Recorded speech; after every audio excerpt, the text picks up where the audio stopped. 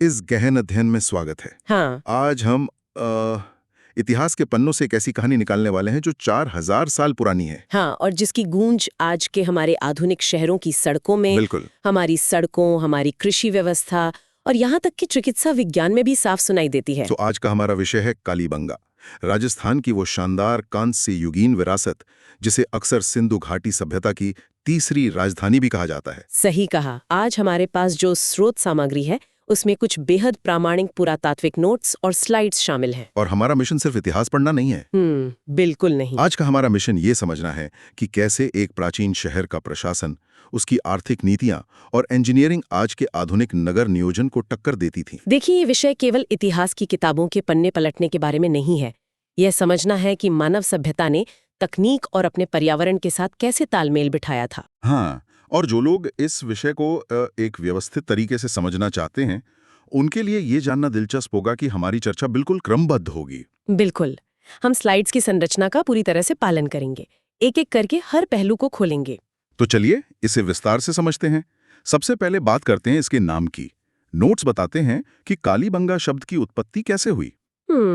ये दो शब्दों से मिलकर बना है। हाँ, काली जिसका अर्थ है काला रंग और बंगा जिसका मतलब है चूड़ियां, यानी काले रंग की चूड़ियां।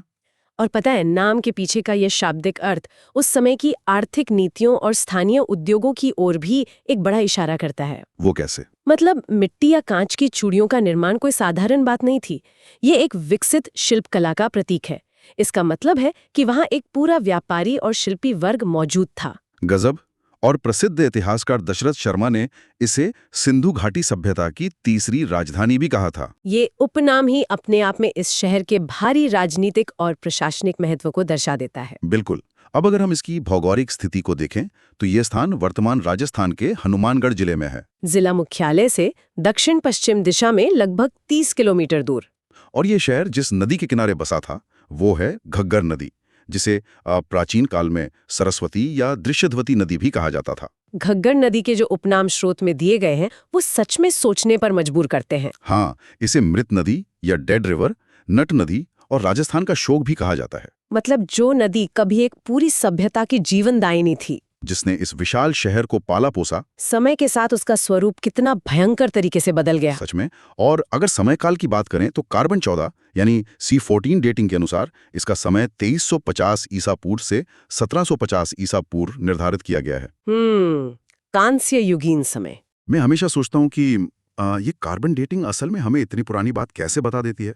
इसे एक तरह की वैज्ञानिक टाइम मशीन समझ सकते हैं। हर जीवित चीज में कार्बन का एक खास प्रकार होता है जिसे कार्बन 14 कहते हैं। अच्छा। और जब कोई जीव मर जाता है तो ये एक निश्चित गति से कम होने लगता है। पुरातत्वविद उसी बचे हुए कार्बन को मापकर उसकी उम्र बताते हैं। ये विज्ञान सच में अद्भुत है।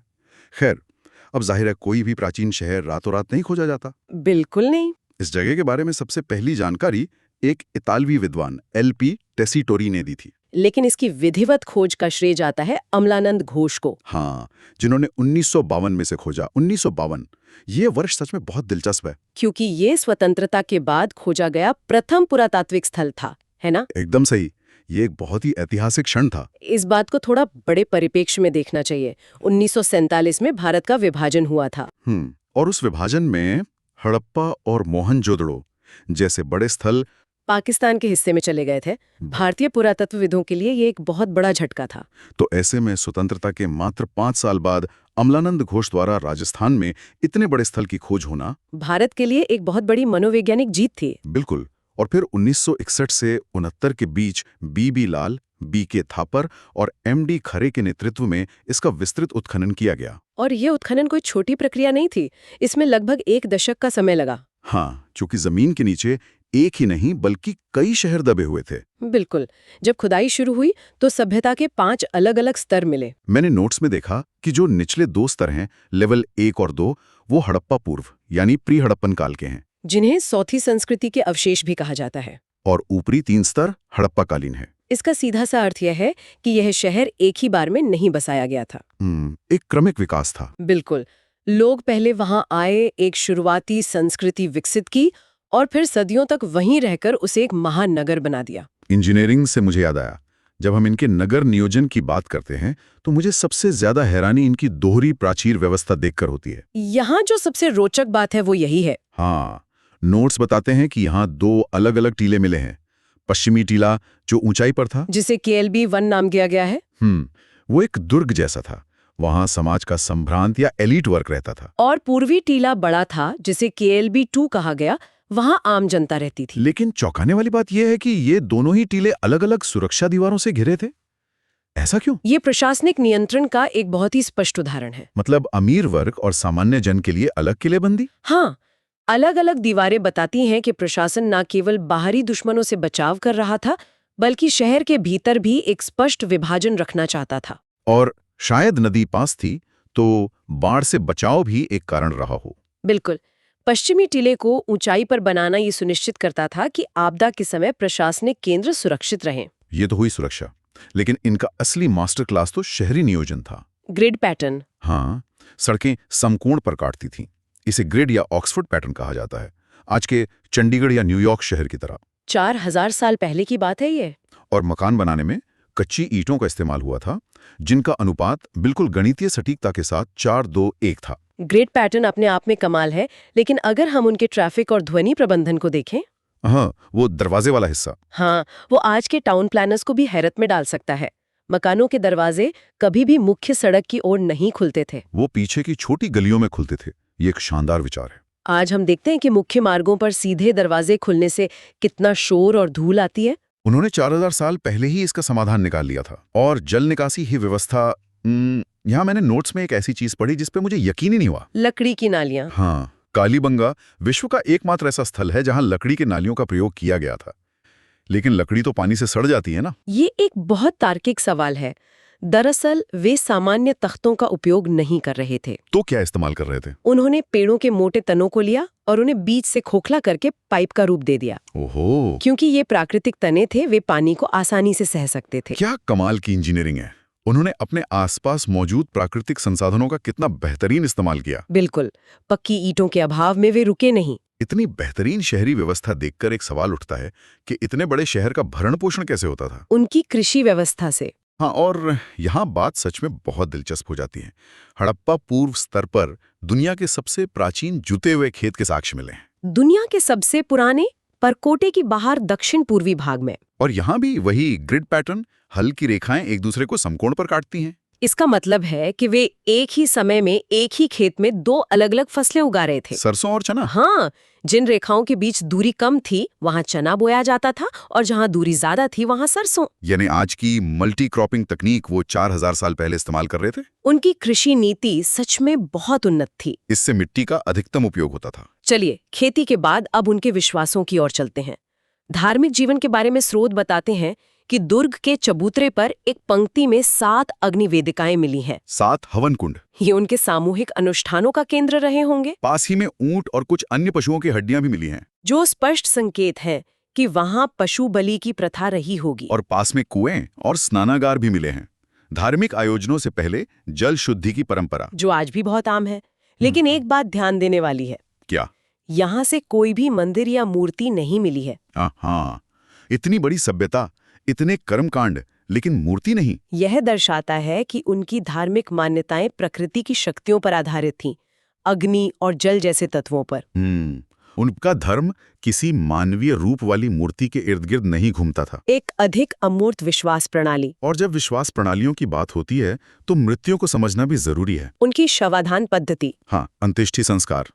नोट्स में 3 अलग-अलग प्रकार की पद्धतियों का जिक्र है। आयताकार गर्त, वृत्ताकार या कलश शवाधान और अंडाकार गर्त, जो दुर्ग के दक्षिण पश्चिम में स्थित थे।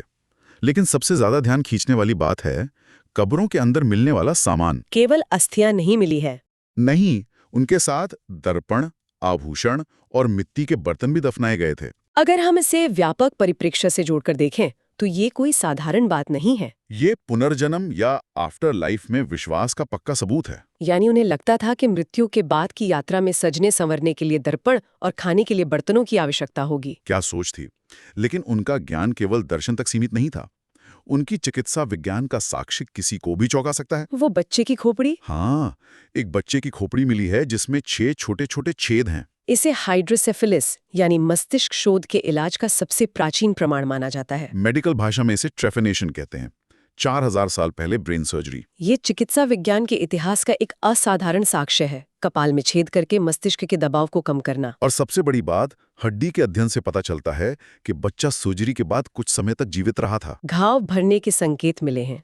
उनके पास तांबे या कांसे के विशिष्ट उपकरण रहे होंगे। रोंगटे खड़े कर देने वाला तथ्य। और विज्ञान के इसी क्रम में भूकंप का साक्ष्य भी मिला है। मकानों की दीवारों में चौड़ी दरारें, जो विश्व में भूकंप का सबसे पुराना पुरातात्विक साक्ष्य है। बिल्कुल। प्रकृति की विनाशकारी ताकत का रिकॉर्ड। अब अगर हम उनकी भाषा और संपर्क की बात करें तो क्या इतनी उन्नत सभ्यता बाकी दुनिया से कटी हुई थी? साक्ष्य बताते हैं कि बिल्कुल नहीं। यहाँ मेसोपोटामिया जैसी बेलनाकार मोहर मिली है, सिलिंड्रिकल सील, जो अंतर्राष्ट्रीय व्यापारिक संबंधों की ओर इशारा करती है। उनकी आर्थिक नीतियां काफी खुली थीं। और व्यापार की बात हो तो भाषा भी आती है। हाँ, मैंने एक अजीब सा शब्द पढ़ा है, बूस्ट्रोफेडन लिपि। ये लिखने का एक बहुत ही अनोखा तरीका है। कल्पना कीजिए कि एक किसान खेत जोत रहा है।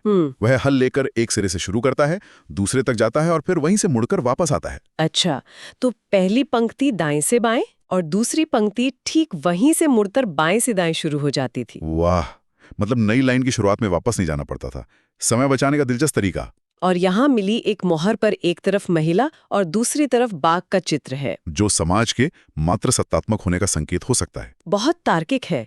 मातृदेवी की मूर्तियों को देखते हुए महिलाओं का स्थान बहुत केंद्रीय रहा होगा। इतने अद्भुत साक्ष्य, लकड़ी की नालियां, समकोण सड़कें, ब्रेन सर्जरी, उन्नत कृषि। दिमाग में एक ही सवाल आता है कि उनका पतन कैसे हुआ। हाँ, इतनी उन्नत सभ्यता खत्म कैसे हुई? पतन किसी एक घटना से नहीं होता, लेकिन सबसे पुख्ता सिद्धांत जलवायु परिवर्तन है। घग्गर नदी का सूखना। जब जीवनदायिनी नदी अपना मार्ग बदल ले तो पूरी कृषि व्यवस्था चरमरा जाती है। और वो शक्तिशाली भूकंप भी, जिसने बुनियादी ढांचे को नष्ट किया होगा। पतन की बात करते हुए एक बहस का जिक्र करना जरूरी है। वो दीनहीन बस्ती वाली बात। हाँ, चूंकि यहाँ कच्ची ईंटों का अत्यधिक प्रयोग हुआ था, कुछ शुरुआती इतिहासकारों ने इसे गरीबों की बस्ती कह दिया था। लेकिन ये तो गलत है ना? पूरी तरह से गलत। भवन निर्माण सामग्री पर्यावरण के अनुकूल चुनी जाती है। कच्ची ईंटें रेगिस्तान की भयंकर गर्मी में घरों को ठंडा रखती हैं। ये उनकी बुद्धिमत्ता थी, गरीबी नहीं। बिल्कुल। ये बस्ती सांस्कृतिक रूप से बहुत समृद्ध थी।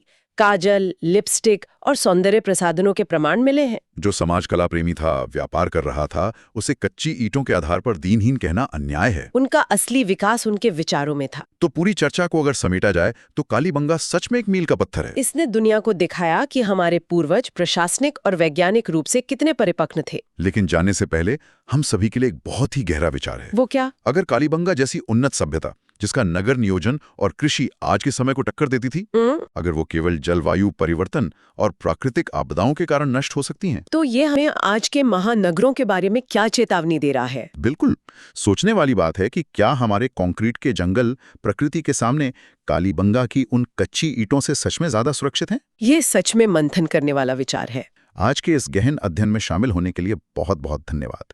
ज्ञान के ऐसे ही नए पन्नों के साथ हम फिर मिलेंगे।